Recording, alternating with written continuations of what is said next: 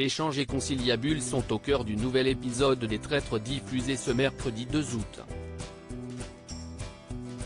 Notamment avec Norbert Tarrer, qui a révélé un détail troublant de sa vie privée. L'étau se resserre dans les Traîtres. Pour cette 4e soirée, ils ne sont plus que 9 à pouvoir prétendre succéder à David Douillet et Clémence Castel. Mais 4 d'entre eux risquent le bannissement le soir même car ils ont été inscrits dans le couloir de la mort par les Traîtres, en y raconte Vincent Cespedes, Nathalie Marquet-Pernot et Norbert Tarrer. Le chef de 40 ans s'est sacrifié afin de brouiller un peu plus les pistes des loyaux. D'autant que ces derniers ont désormais de gros soupçons sur Charlotte de Turckheim. S'il en est un qui n'est des morts à ce sujet, si est-il bien le philosophe Vincent Cespedes. Les Traîtres, Norbert Tarrer glisse une pique à son ex-femme. Déterminé à faire tomber la doyenne de la saison, il ne cesse de la piquer dès le petit déjeuner. Et les indices laissés par les différents éliminés pointent aussi vers la comédienne.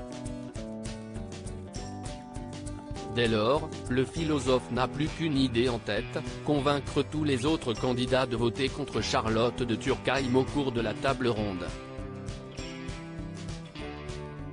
Ma grande arme, si est-il la rhétorique.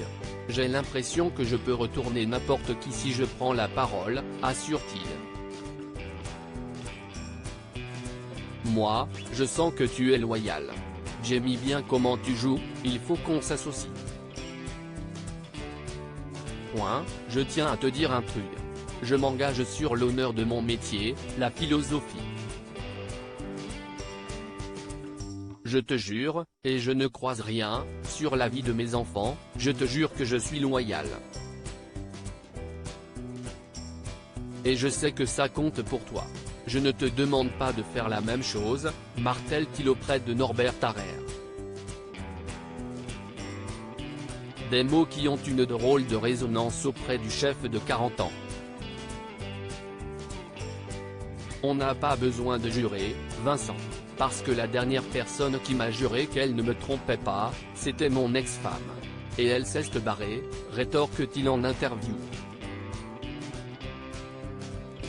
Et d'ajouter, dans un éclat de rire, à bon entendeur, si tu me vois, chérie.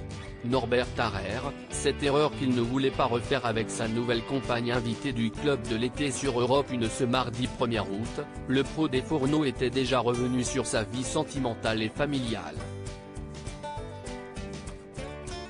Il a ainsi rappelé que son absence due aux nombreux tournages et à ses activités professionnelles a fortement pesé dans son divorce d'avec sa première femme, Amandine, en 2020. Un échec qui lui a servi de leçon. Je pense que je n'allais pas refaire la même erreur 2 fois, a-t-il indiqué. On n'avait plus les mêmes points de vue, on n'avait plus le même regard sur l'avenir. Il y avait des divergences. Amandine avait besoin d'autre chose, elle avait besoin d'un compagnon qui soit présent, qui soit là, nous avait-il confié au moment de sa séparation.